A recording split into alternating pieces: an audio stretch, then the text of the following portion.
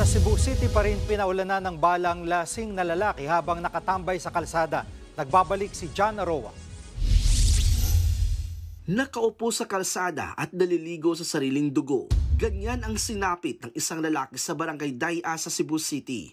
Binuhat siya ng mga lalaki saka isinakay sa taxi para dalhin sa ospital. Ang biktima, kinilalang si Jerry Ramos, 23 years old. Base sa investigasyon, malapitan siyang pinagbabaril habang nakatambay sa kalsada. Lasing ang biktima kaya hindi na siya nakapalag. Kritikal ang kanyang lagay ngayon. Tinutugis naman ang gunman. Ayon sa mga pulis, posibleng iligal na droga ang ugat ng krimen. Dati na kasing nakulong si Ramos sa kasong illegal drugs at illegal gambling. Pero hindi rin isinasantabi na baka may iba pang motibo sa krimen.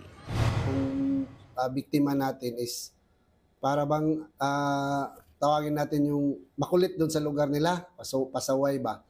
May mga mga kinukulit na mga kapitbahay nila. Isa din yun sa tinitignan natin na anggulo. Nagbabalita mula sa Frontline, John Aroa, News 5. Mga kapatid, Jiggy Manikad po, iba na ang may alam at may pakialam sa panahon ngayon. Para sa konkreto, kumpleto at komprehensibong balitaan sa Frontline, mag-follow at mag-subscribe sa social media pages ng News 5.